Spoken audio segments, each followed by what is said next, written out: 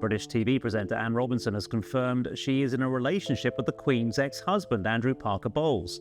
The former host of UK game show The Weakest Link confirmed her relationship in the June issue of Saga magazine, saying, "Yes, mind your own business." In the interview, Ms. Robinson speaks about returning to the dating pool in her 70s after being single for more than a decade. Nearly 30 years ago, the divorce between Queen Camilla and Andrew Parker Bowles became one of the most talked-about splits of the 20th century.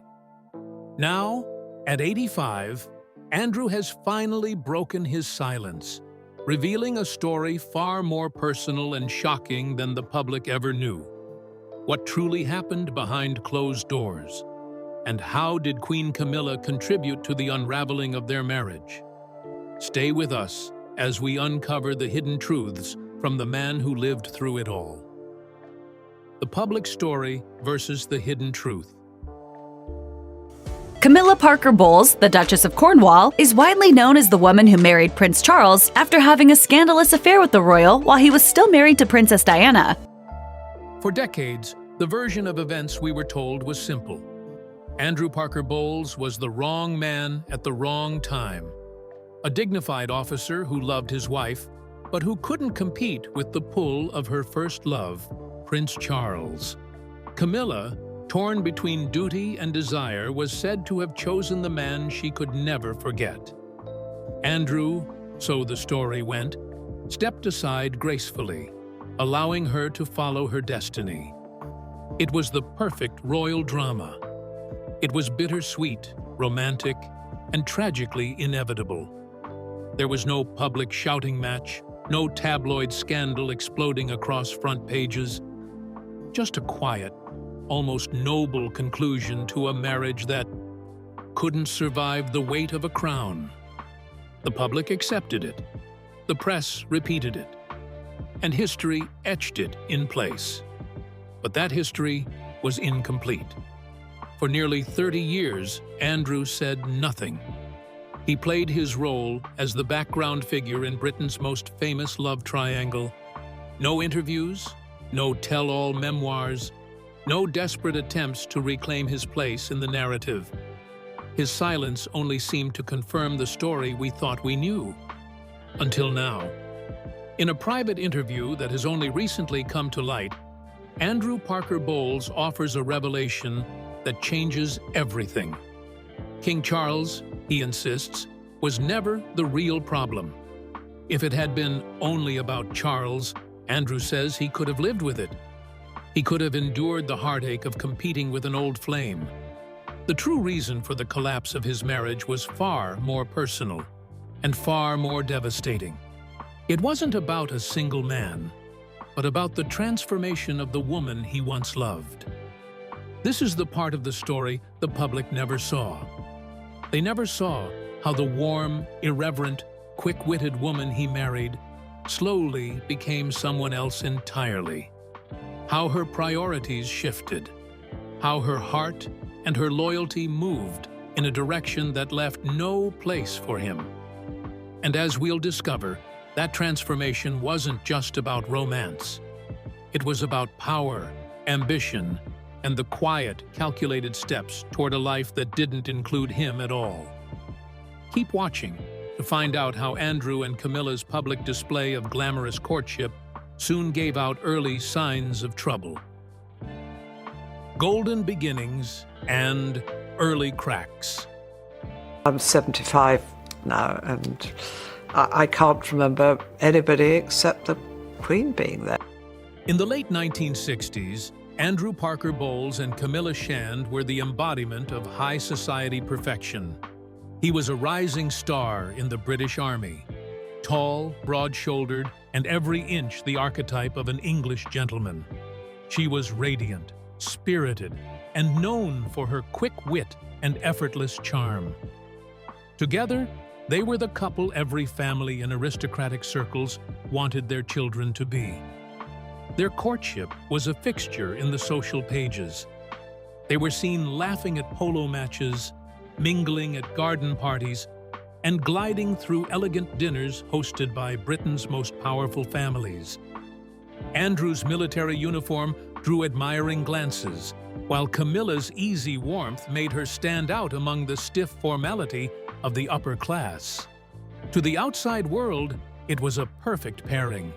He had the discipline and prestige of a decorated officer. She had the charisma and poise of a woman born to navigate any room. On paper, theirs was a love story destined for longevity, and was the envy of many. But paper can hide a lot. Even in those early years, cracks were quietly forming beneath the glittering surface. Andrew, admired for his charm and confidence, had a weakness. One well known in their circle, but never openly discussed. He wasn't always faithful. In their world, infidelity was often tolerated so long as discretion was observed. But Camilla noticed. She always noticed.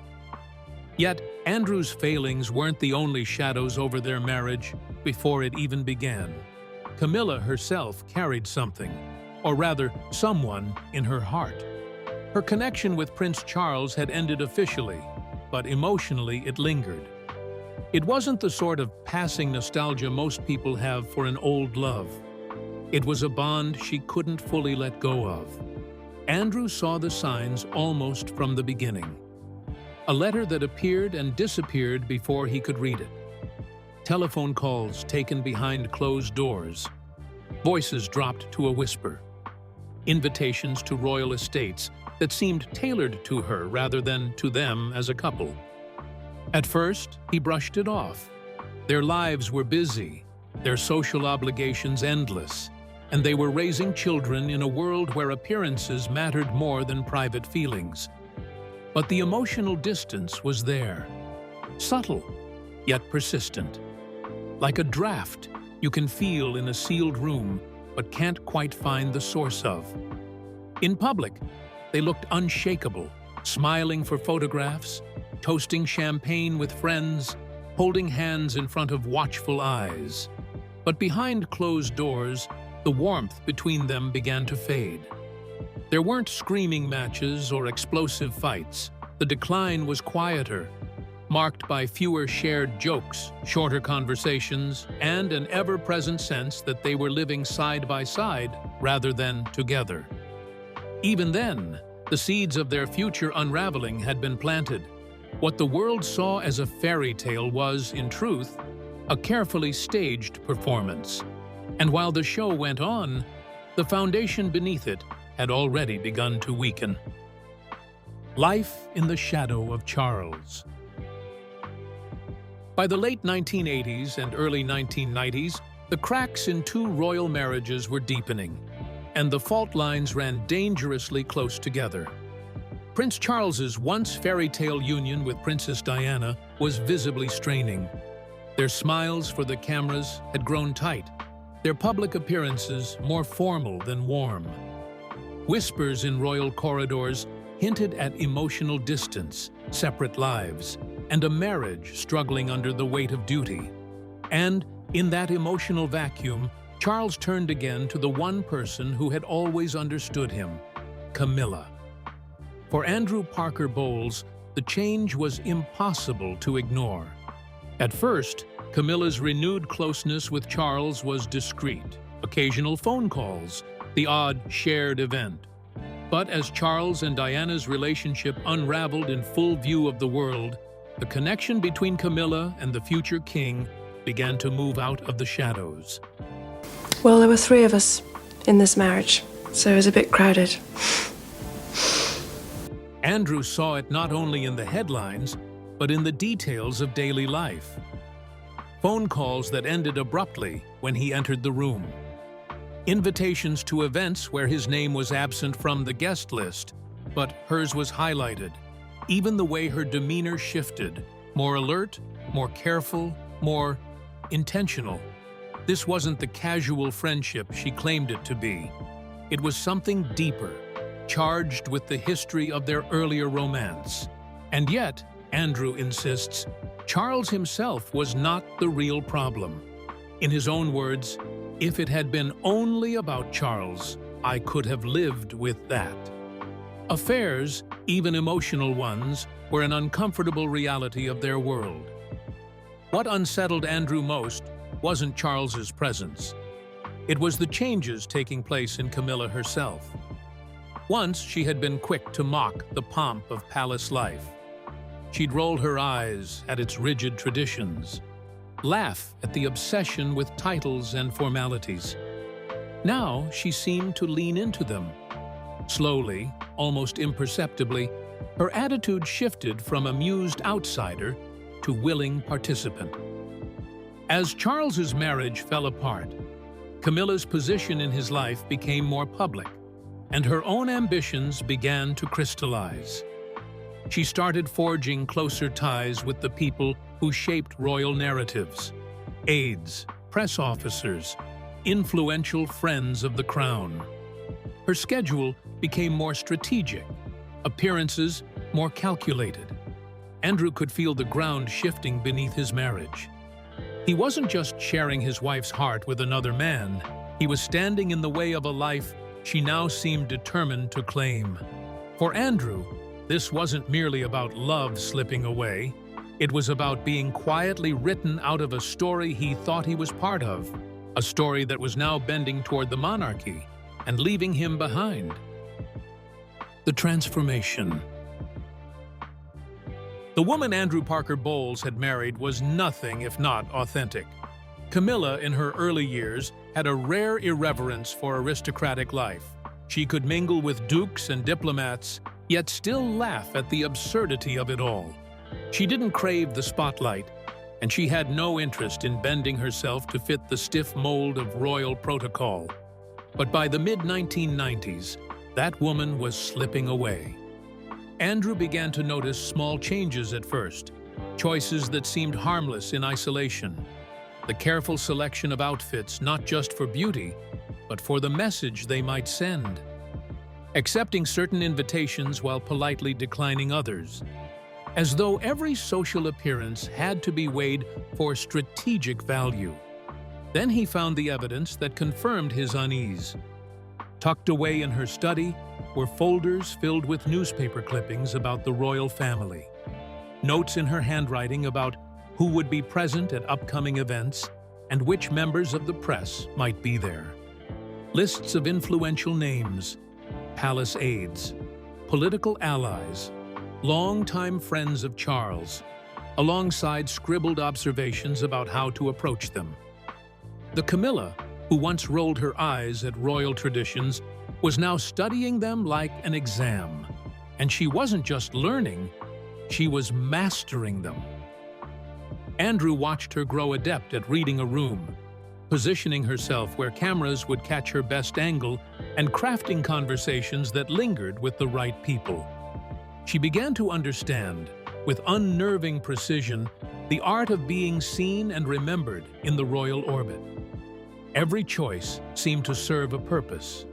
Every move felt like a step towards something larger. For Andrew, the transformation was as chilling as it was undeniable. This wasn't about rekindling a romance with Charles. It was about reshaping herself to stand beside him in a way that the monarchy and the public would eventually accept. In private, the warmth between them had cooled.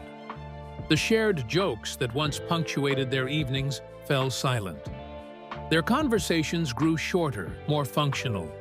The easy intimacy that once defined their marriage was replaced by an air of calculation, as if he were speaking to a woman already half removed from their life together.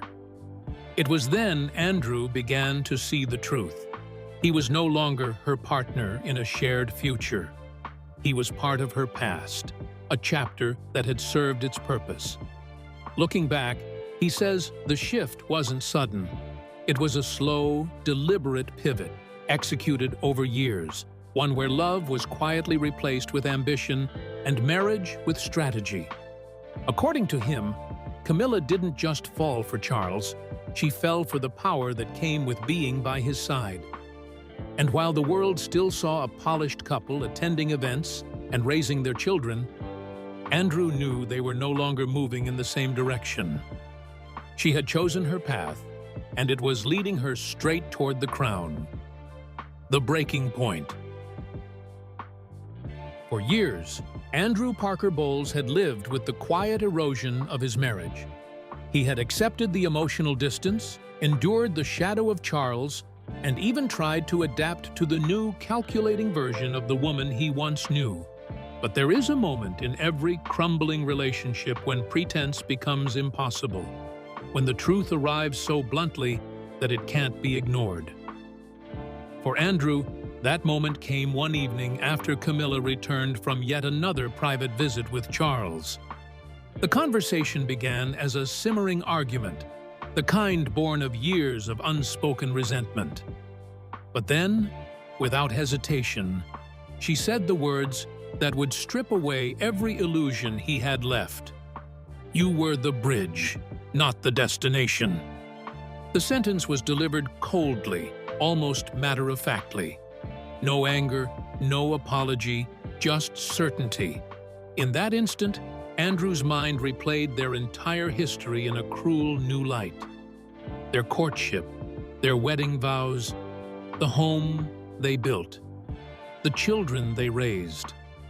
Had it all been nothing more than a temporary chapter? A holding pattern until the life she truly wanted was within reach? It wasn't just the idea that she still loved Charles that cut him. He had long suspected that.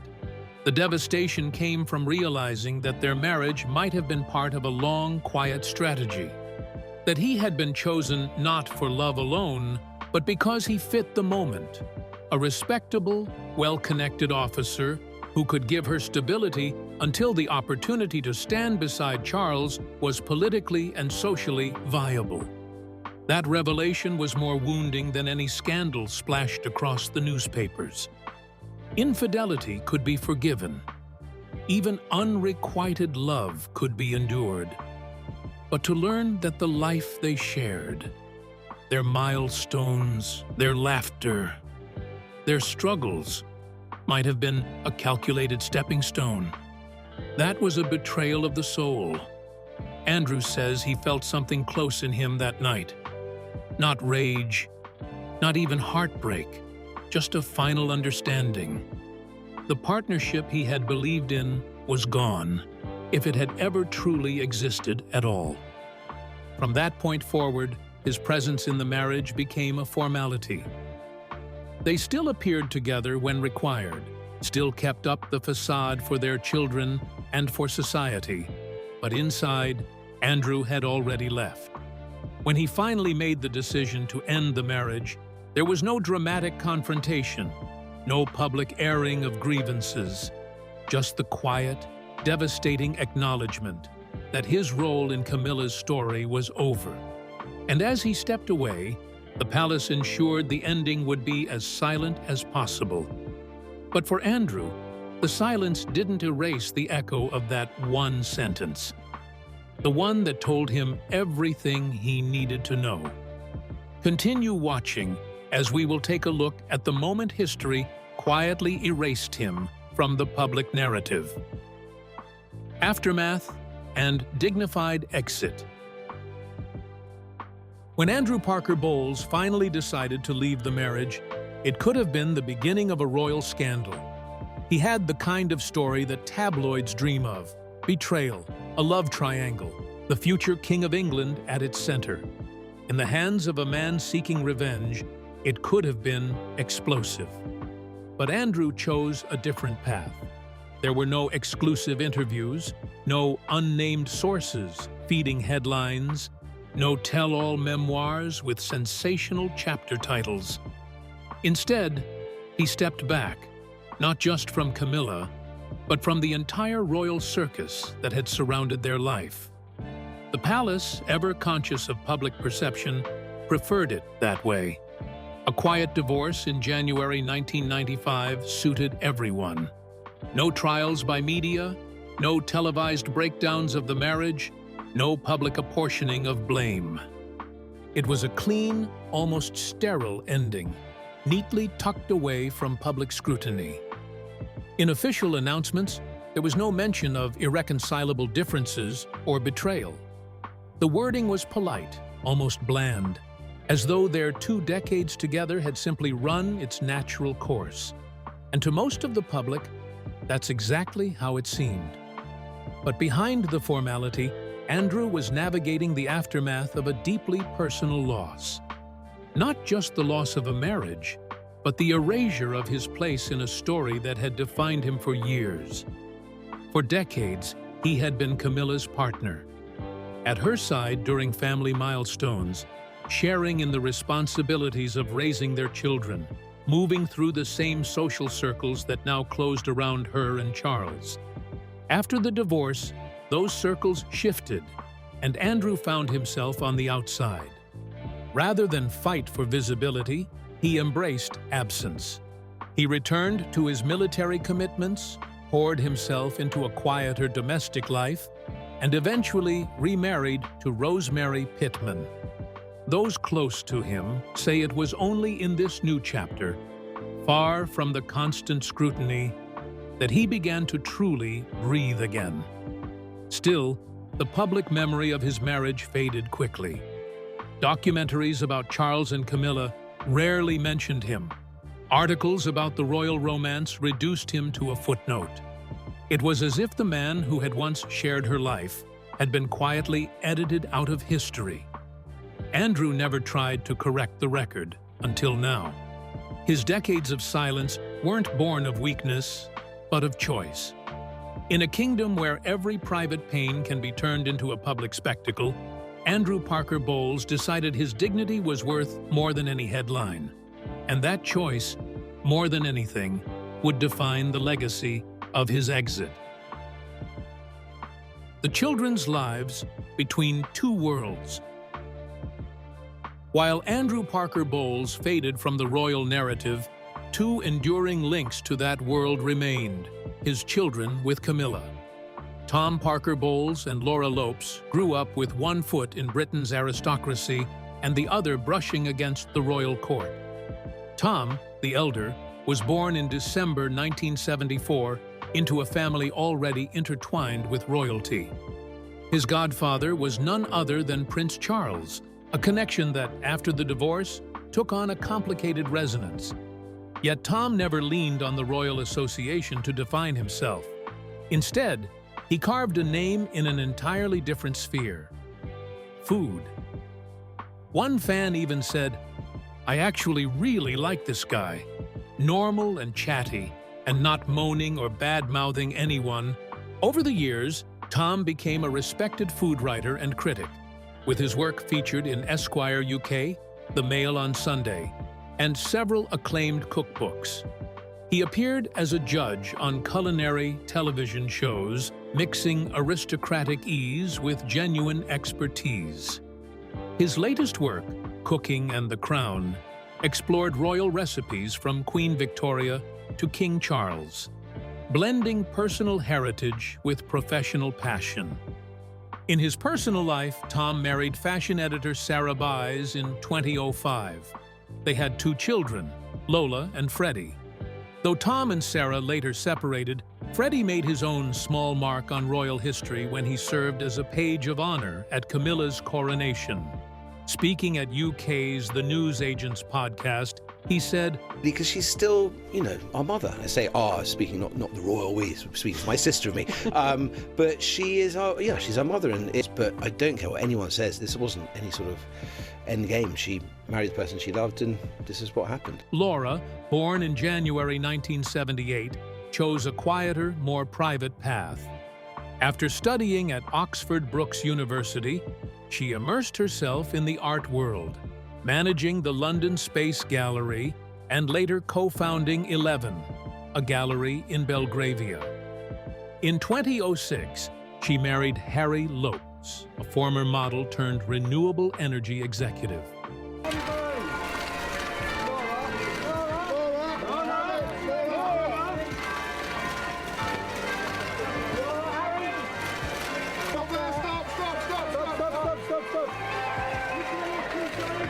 Together, they have 3 children, Eliza and twins Gus and Louis. Like their cousin Freddie, Gus and Louis also took part in Camilla's coronation as pages of honor.